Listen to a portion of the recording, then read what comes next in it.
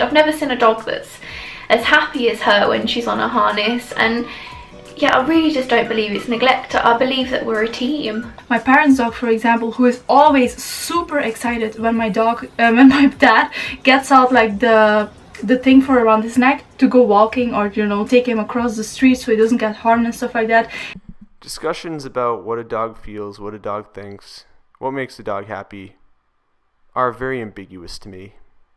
What I am interested in is looking at my own experiences related to some of these topics and reflecting on them and honestly expressing how I feel. I think that's the best I can do. Take it or leave it. I have some very serious thoughts on the topic of service dogs. If you've read some of my comments on pet ownership and veganism, other videos, you may think that I'm very swayed to one side versus the other. But in fact, because of what I've gone through in life, I do acknowledge that there's some gray area on this subject particularly. And I do feel like I hold some very honest and humble stake in those. Who always has to be there to go with you. Sometimes you don't want that, and a dog is like, it's different than a human. Different than if it was a human helping them. Then they feel like they're a burden. But with the dog, they feel like it's a team. Growing up in the American school system, I was a young man who spent a good many years of my life in special ed classes. And one of the things when you're a kid that you do deal with as a special ed student, because inclusion is important, is that the special ed classroom extends to your regular classroom. There's usually an aide in there who helps you out. There are times when you don't feel equal, and that doesn't feel good. When you feel like you're lesser compared to the other people around you in the same class because you have a helper sitting over your shoulder watching your every move. And I sympathize with that not being a good feeling, with that taking away from someone's confidence, with that being damaging on some level, even if it does help you get through the class, even if it does help you develop some semblance of skills and awareness as a student. Because an aide doesn't really need you.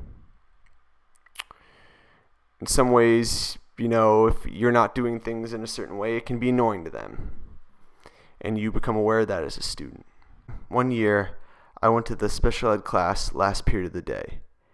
And I distinctly remember how, in order into my own head, somehow escape a degree of the stigma, to somehow make it seem like, for me, that people weren't aware that I was a part of that program, that I would come up with these plans to try to get into that room without anyone actually seeing. I remember trying to look inconspicuous in the halls, all the weird stuff I came up with for that, and eventually just dashing into the room as quick as I can. In my own mind, it helped. It helped me get through that whole thing.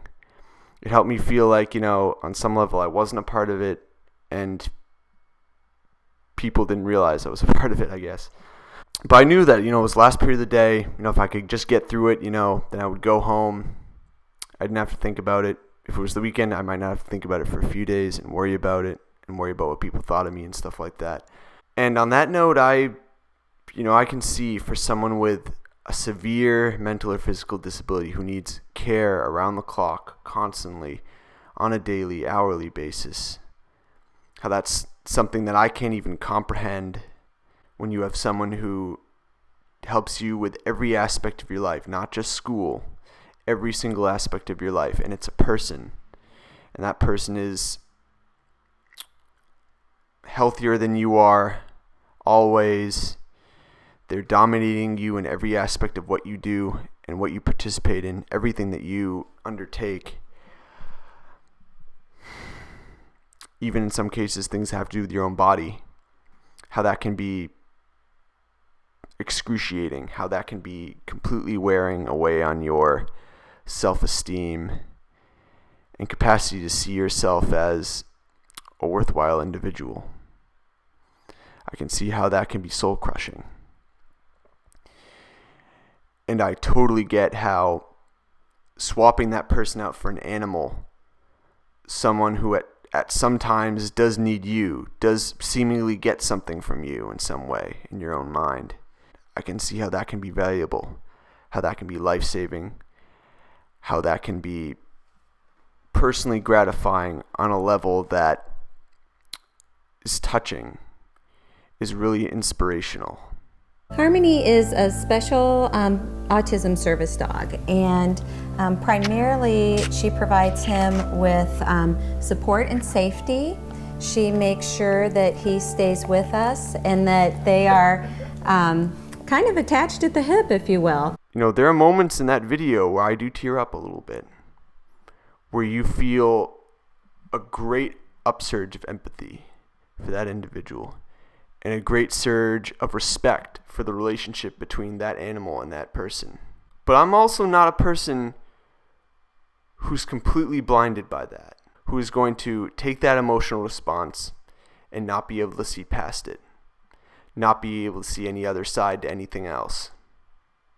And I do believe the subject of service dogs has another side, has a side that is a little bit dark.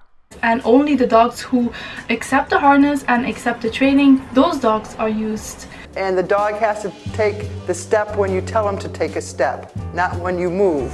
And so many times we will go out with practicing with our own service dogs in training and see some of these dogs that are just totally inappropriate in terms of their behavior. They might bark in a store, they might pull and lunge on a leash. Worse, they might come to attack a legitimate service dog. And service dogs are taught not to fight. We don't want dogs that are aggressive. So if they're attacked by another dog, they are going to be passive. I'm coming at this from someone who can see why you would feel empathy, can understand it, who has experienced feelings of empathy for the work of service dogs and what they provide people. But I also see on some other level the reality that in this business, animals are selected and animals are broken. That animals are feeded through and sorted out for the ones that will be most amenable to the requirements of the job. And the requirements of the job on a lot of levels are not to be a dog. They're to be something else. The instincts that a normal dog has, that a normal animal has, to want to defend itself, defend its territory, to interact, communicate with other individuals of its own species. The desire to do things such as mate, to some degree play, to a very large degree to be a dog, to be an animal, are things that are weeded out, things that are trained out. One of the first things I ever remember learning about a service animal, even before I ever saw one in real life, was that you weren't allowed to interact with them the same as you would with a normal household dog. There were rules about what you could do. You weren't supposed to go up to them and pet them. I remember being taught that explicitly by one of my bosses at one of my jobs, that they had a job to do, that they weren't supposed to interact with people and other people in that way, that they were supposed to be focused on the person they were helping. And I remember a completely separate but additional story that someone who worked for my father once told me about someone who lived in their apartment complex who had a service animal. They remembered them being at a garage sale with the animal and how constantly, for most of the time that they were there, that they were constantly telling people that they couldn't pet the animal, that it wasn't like other dogs, and completely shooing people off from the ordinary instincts that they would have to interact with that animal. And I wonder if that's damaging on some level. Because in a very deep way, canines are gregarious animals. There's something ingrained in them to want to be around lots of individuals, to be able to interact with lots of individuals. And I wonder if this kind of training on some level takes something away from them. But then the dog comes in a new home and they start to see the new people as their pack. Vegan is someone that I've interacted very briefly and limitedly on this topic in comment sections. But it seems clear to me, and I feel relatively confident saying that she very strongly believes that dogs can have very strong connections to humans, that they can see humans as a pack, and that there's scientific evidence to back this up. Maybe so. But is there something subtly sinister, subtly creepy about these relationships that we have with these animals? I remember the training we had with service animals. We had a lot of training with them. because we, you know, as a zoo that kept animals, we accepted that service animals would potentially be a part of our everyday operation. And the reality of a service animal in a zoo is that the animals that we exhibited there weren't used to seeing a dog, a domestic dog. And there were some animals at our zoo that did not respond well to those kind of animals. They responded territorially. They responded with significant instantaneous stress behaviors. And we had protocols for that. We didn't really bother those individuals who had the service animals, but we were aware of them when they were in the park. We communicated where they were, what exhibits they were going to next, just so we could watch the animals, so we could keep tabs on how they were doing. There was one story that most of the keepers at the place that I interned had shared, where there was a service animal that came in with a young boy. It was basically a father, a young boy, and the service animal, the young boy. And they were entering the rainforest building. And apparently, there are animals in that building that did not respond well to service animals. Again, usually business as usual. You watch, you report, you maintain. But this group, they insisted on going around and around the exhibits multiple times, seeing the animals multiple times, and staying at each exhibit for long periods of time.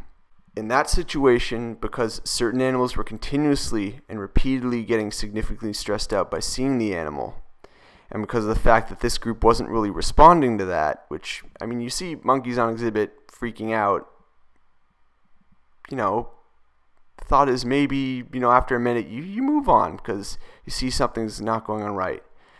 But the father of this individual, when it was discussed a little bit in, a very polite and a very calm and understanding way, his official position was that he didn't give a crap what the zoo had to say, and that he was trying to teach his son that he could, take his animal where he wanted to, and that he had a right to be there.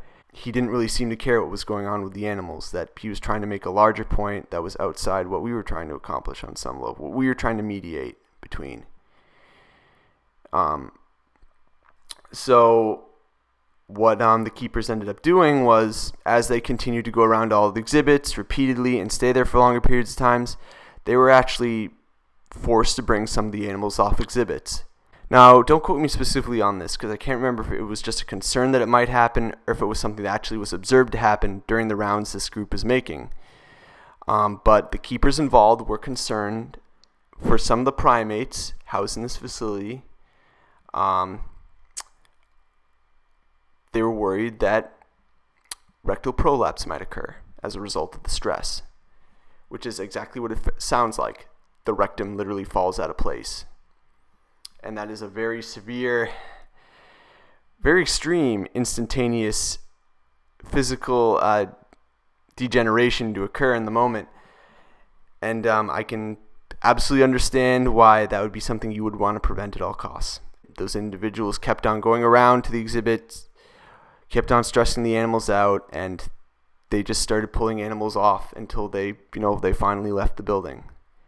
But I remember my thought during that whole story was the reality that this dog, this canine, was trained to the point where there could be primates, animals around them freaking out to such an extent, defending their territory, displaying severe anger, severe concern with the fact that they were there, and the reality that this animal didn't respond at all. So, you figure that an animal that's seeing other animals display, saying get away from me, that they're going to have some response. From what I remember about wolves, the response would probably be to back off, to seek shelter, to run.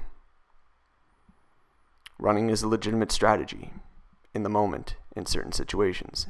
And I always respected wolves for being able to realize when it's the right time to fight and when it's the right time to just cut your losses.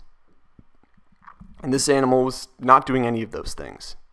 It was completely content to be next to its master, while a bunch of animals in front of it were having a very severe, very extreme response to its presence.